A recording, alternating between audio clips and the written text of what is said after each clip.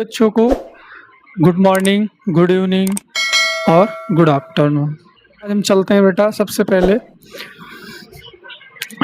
Class 10th की science chapter first है जिसका नाम है रासायनिक समीकरण एवं अभिक्रियाएं। ठीक है, सबसे पहले हेडिंग जो बेटा है हम उसको देखेंगे। सबसे पहली हेडिंग जो है हमारी परिवर्तन है। कौन सी बेटा?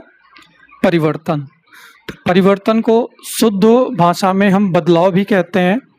ठीक है, जो हम लोग अक्सर बोला करते हैं।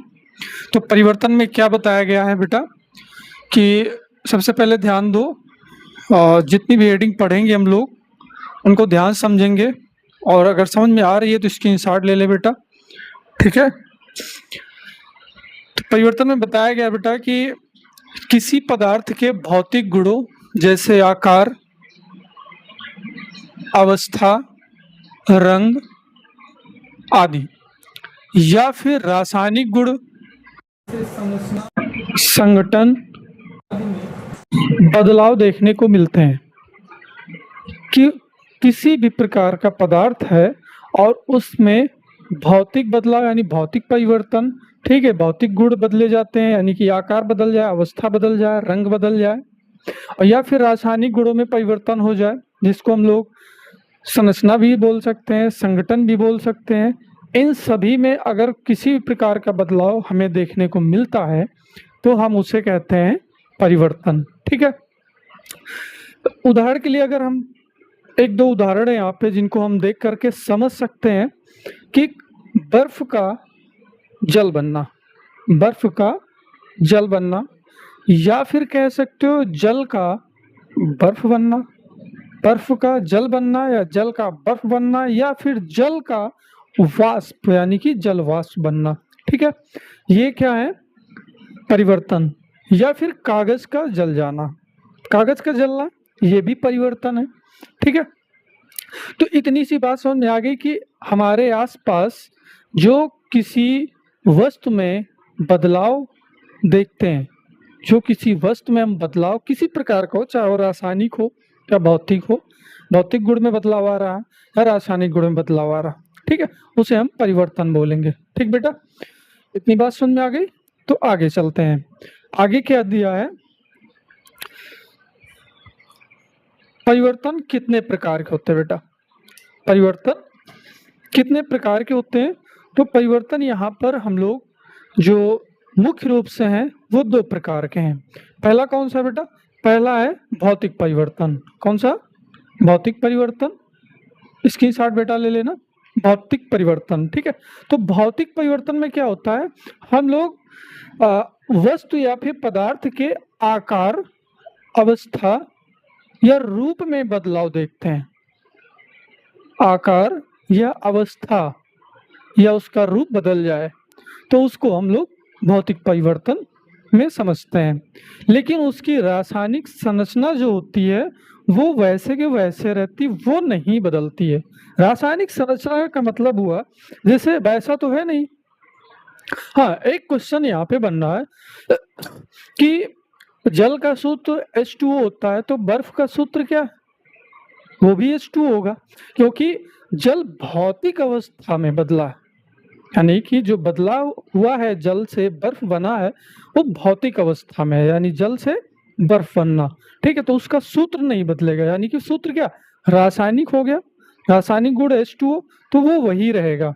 ठीक है, उसे हम भौतिक परिवर्तन कहते हैं। कुल मिला के कहने का मतलब ये हुआ कि अगर किसी पदार्थ में हम आकार बदलते हुए देख रहे हैं, बदला हुआ देख रहे हैं, अवस्था बदल रही है, तो अवस्था बेटा पढ़ा होगा 9th में कि भौतिक पदार्थ की अवस्थाएं कौन कौन सी हैं। तो भौतिक अवस्था में अगर बात करेंगे तो ठोस, द्रव और गैस होता है। तो हम यहाँ पर किसको समझ रहे हैं? उदाहरण के रूप में बर्फ का जल बनना। बर्फ का जल बनना ये क्या है? भौतिक परिवर्तन है। जल से बर्फ बनना या जल से जलवाष्प बनना, ठीक है, ये अवस्था परिवर्तन है। जल का उबलना, वही मतलब जल से जलवाष्प बनना, उबलेगा तो जलवाष्प बनेगा, ये क्या है? भौतिक परिवर्तन। तो बेटा समझ में आ गया भौतिक परिवर्तन क्या है, इसको कहते हैं फिजिकल चेंजेस, है ना, फिजिकल चेंजेस। ठीक है, तो परिवर्तन किसे कहते हैं ये पढ़ा। परिवर्तन होते हैं दो प्रकार के, जिसमें से हमने पहला पढ़ा जिसको फिजिकल चेंजेस कहते हैं, भौतिक परिवर्तन। अब सेकंड जो आता है वो है रासायनिक परिवर्तन। रासायनिक मतलब केमिकल चेंजेस। ठीक है, तो जिस यानी कि जस्ट इसके उल्टा हम कर सकते हो उसको, जिस परिवर्तन में पदार्थ की रासायनिक संरचना बदल जाती है। रासायनिक संरचना बदल जाती है यानी कि जो हम लोग सूत्र पढ़ते हैं H2O है या फिर अदर कोई यौगिक है जो जिसमें कोई सूत्र हम देख पा रहे हैं, उस सूत्र में कोई परिवर्तन हो रहा है तो उसको हम लोग रासायनिक परिवर्तन बोलते हैं। ठीक है, उसके बाद क्या कहते हैं, जिस परिवर्तन में पदार्थ की रासायनिक संरचना बदल जाती है और नया पदार्थ बनता है उसे हम लोग रासायनिक परिवर्तन बोलते हैं। यानी नया पदार्थ बनेगा तो जाहिर सी बात है कि कुछ ना कुछ तो उसमें रासायनिक परिवर्तन हुए होंगे। ठीक है ना। अब आगे क्या कहते हैं, इसका उदाहरण अगर हम लेना चाहें तो उदाहरण लिए जैसे लोहे पर जंग लगना। अब देखो लोहे का सूत्र दूसरा है, लोहे पर जो जंग लगा यानी जो कोई ना कोई तो पदार्थ बना, तो उस पदार्थ का सूत्र भी अलग हो गया, फेरिक ऑक्साइड। फेरिक ऑक्साइड, ठीक है, तो फेरिक ऑक्साइड को क्या बोलते हैं हम लोग, उसमें थोड़ी बहुत नमी होती है तो कुछ मात्रा जल का होता है, तो into H2O, 2H2O, half H2O कोई भी हो तो कुछ ना कुछ नमी होती है। लोहे पर जंग लगना, लकड़ी का जलना, ये सब क्या है, रासायनिक परिवर्तन है। ठीक है, इतनी बात बेटा समझ में आ गई। तो आगे चलते हैं। आगे नेक्स्ट जो हमारी हेडिंग है वो ये है कि कुछ खास बात ये है कुछ ऐसे परिवर्तन भी होते हैं बेटा कि कुछ पदार्थों में कोई परिवर्तन करके नया पदार्थ बनाया गया और उस पदार्थ बने हुए नए पदार्थ में फिर से कोई परिवर्तन किया जाए तो पूर्वतः पदार्थ प्राप्त हो जाता है, यानी जो पहले पदार्थ था। तो ये दो दिशीय अभिक्रिया होती है, परिवर्तन होता है, यानी दोनों दिशाओं में होता है। ठीक है, जैसे यहाँ पे दिया है उत्क्रमणीय परिवर्तन। ठीक है, तो उत्क्रमणीय परिवर्तन में बेटा क्या होता है, उत्क्रमणीय परिवर्तन मतलब दोनों तरफ में होता है, यानी कि इसके लिए जो हम लोग एरो यूज करते हैं वो ये यूज करते हैं सॉरी बेटा। ठीक है ना, तो ये उत्क्रमणीय परिवर्तन यानी कि हम किसी पदार्थ से कोई उत्पाद बना रहे हैं अभिकारक से और उत्पाद से फिर अभिकारक प्राप्त हो रहा है ना, तो ये उत्क्रमणीय परिवर्तन भी होता है और उत्क्रमणीय अभिक्रिया भी होती है। तो इसको देख लेते हैं, तो कुछ खास इसीलिए इसको बोला गया। तो परिवर्तन मुख्य रूप से दो ही प्रकार के होते हैं, कौन कौन से, भौतिक परिवर्तन और रासायनिक परिवर्तन। अब ये परिवर्तन किस टाइप का है कि जिस परिवर्तन को वापस पहले जैसी अवस्था में लाया जा सके उसे हम लोग उत्क्रमणीय परिवर्तन बोलते हैं, पहली जैसी अवस्था में। जैसे जल का बर्फ बनना और फिर बर्फ को पिघला करके जल बना लेना, है ना। सॉरी, ये क्या हो गया, उत्क्रमणीय, क्रमणीय, क्रम बार बार वही, जल से बर्फ बनाओ, बर्फ से जल बनाओ, बर्फ से जल बनाओ, जल से बर्फ बनाओ, बार बार हो रही है, तो उत्क्रमणीय। अनुत्क्रमणीय मतलब एक बार जो चीज बन गई अब वो वही रहेगा, यानी कि अब अभिकारक प्राप्त नहीं किया जा सकता है। तो जिस परिवर्तन को वापस पहले जैसी अवस्था में नहीं लाया जा सकता तो उसे अनुत्क्रमणीय परिवर्तन बोला जाता है। अनुत्क्रमणीय, जैसे किसी का मान कर रहे हैं, है ना, तो मान मतलब हो गया किसी को रिस्पेक्ट देना, सम्मान, और यहीं पर अपमान लगा देते हैं, यानी कि अपमान लगा दिया तो ये हो गया उल्टा, यानी हम मान नहीं, सम्मान नहीं दे रहे हैं, रिस्पेक्ट नहीं कर रहे हैं, उसकी बेइज्जती कर रहे हैं, यानी उल्टा हो गया। तो यहाँ पे उत्क्रमणीय है, यानी कि दोनों दिशाओं में हो रही है। अगर एक ही दिशा में हो रही है यानी कि बस जैसे कागज का जलना, अगर कागज को एक बार जला दिया तो जलाने के बाद कागज को दोबारा प्राप्त नहीं किया जा सकता है। ठीक है ना, कागज का जलना, दूध का दही बनना, यानी दूध से दही बन गया तो दही से दूध अब नहीं प्राप्त होगा, तो ये क्या हो जाएगा, अनुत्क्रमणीय बेटा। ओके, समझ गए। अब चलते हैं आगे। आगे जो हमारी हेडिंग है रासायनिक अपक्रिया।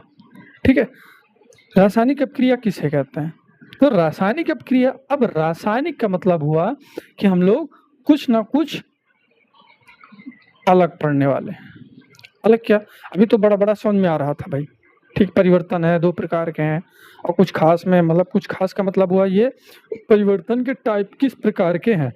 ठीक, वो तो वह प्रक्रिया जिसमें एक या एक से अधिक, एक हो या फिर अधिक पदार्थ आपस में क्रिया करके नए पदार्थ बनाते हैं, उस प्रक्रिया को हम रासायनिक अभिक्रिया कहते हैं। जैसे अकेला व्यक्ति चाहे जितना गुस्सा हो, चाहे जितना लड़ाई कर रहा हो, अकेला है तो वो चिल्ला लेगा, हंस लेगा, रो लेगा, गा लेगा, सर पटक लेगा, कुछ भी कर ले, कोई दिक्कत नहीं होगी। लेकिन अगर दो मिल गए और दो के बीच में लड़ाई हो रही है, तब तो कुछ ना कुछ नया होगा। नया क्या होगा, कोई एक ज्यादा मार खाएगा, कोई एक ज्यादा चोट खाएगा, है ना, और भी बहुत कुछ हो सकता है। तो इसमें दो लोग मिले यानी ए प्लस बी, तो क्या बनेगा, ए बी। यानी कि अभी ये अलग अलग थे, अब ये जुड़ गए तो एक कोई उत्पाद बन गया, यानी कि ये अभिकारक हो जाएगा और ये प्रोडक्ट हो जाएगा, यानी कि उत्पाद हो जाएगा। तो वह प्रक्रिया जिसमें एक या एक से अधिक, एक है या एक से दो है, दो से तीन, चार हो सकते हैं, आपस में क्रिया करके नए पदार्थ बनाते हैं, तो उस प्रक्रिया को हम रासायनिक अपक्रिया कहते हैं।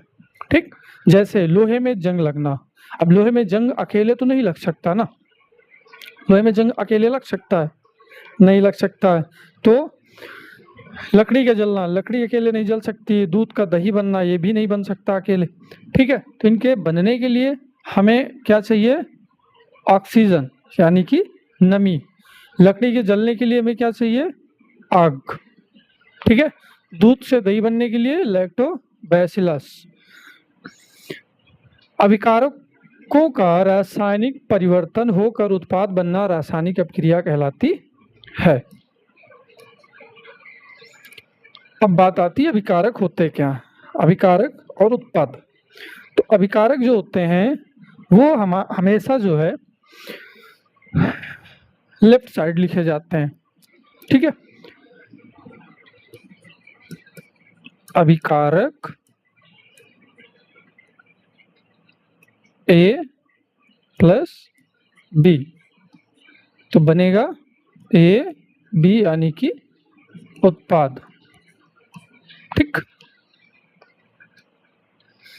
क्या कहते हैं अभिकारक क्या है, तो वे पदार्थ जो रासायनिक अपक्रिया में भाग या हिस्सा लेते हैं, हिस्सा ले या फिर भाग ले या फिर दोनों मिलकर के कार्य करें, वे पदार्थ जो रासायनिक अपक्रिया में भाग लेते हैं उन्हें अभिकारक या फिर क्रियाकारक, ठीक, अभिकर्मक भी कहते हैं, क्रियाकारक भी कहते हैं, अभिकर्मक भी कहते हैं। ठीक है, जैसे यहाँ पे अभिकारक के रूप में लिया गया है 2H2 और O2, ये अभिकारक हैं, और आपस में क्रिया करने के बाद क्या बनाया है 2H2O, जल के दो अणु।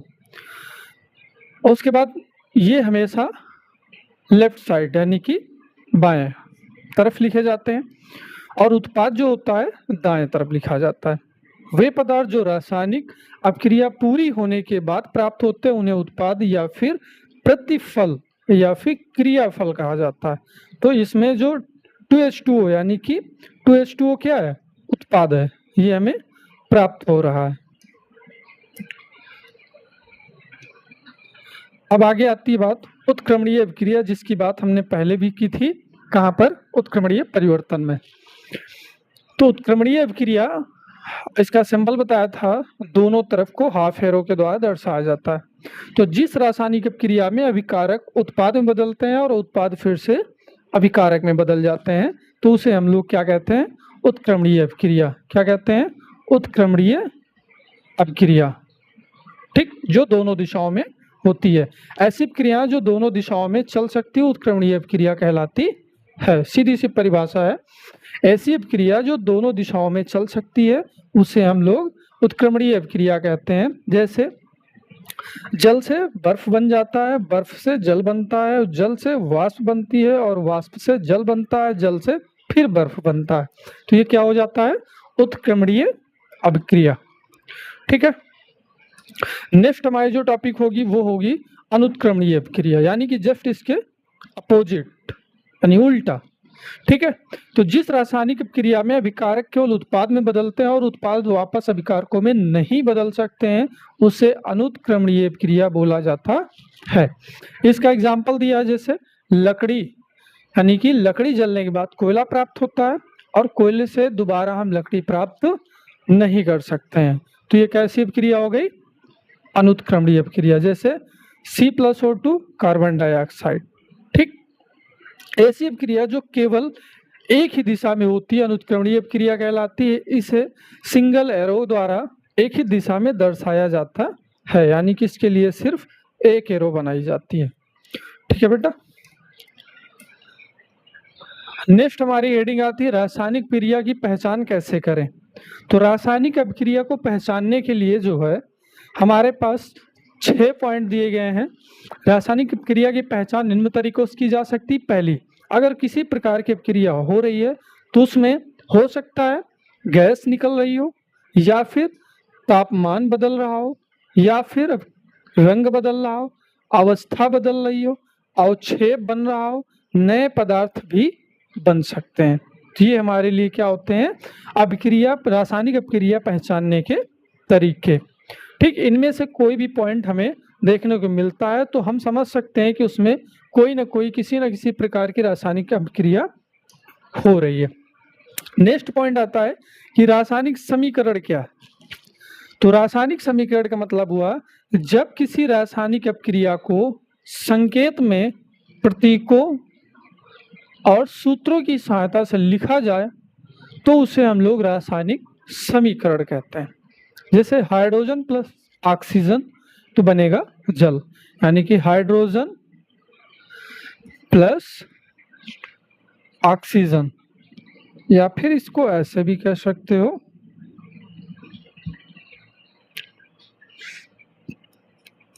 H2O। तो ये बनेगा क्या? H2O।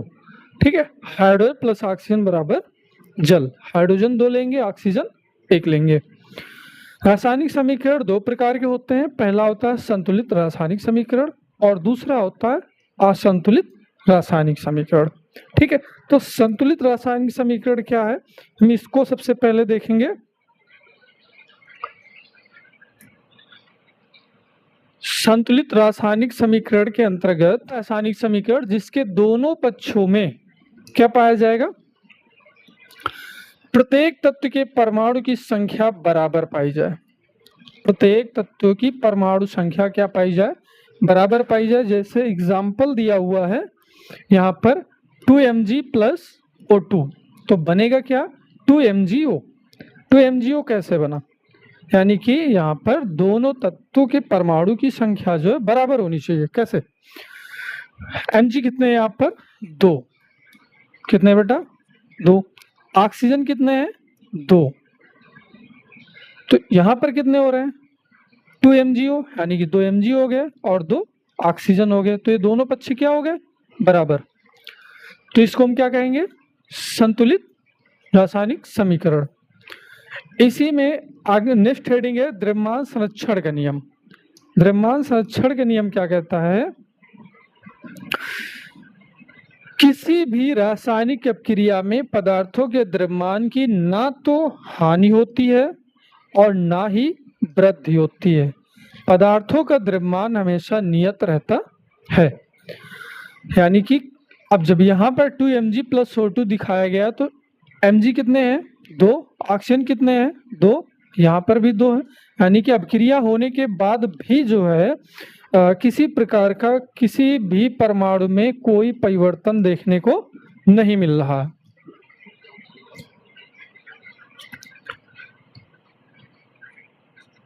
सुन मेरी बात बेटा। अब क्या कहते हैं? सूत्र क्या है? अभिकारकों का द्रव्यमान बराबर उत्पादों का कुल द्रव्यमान।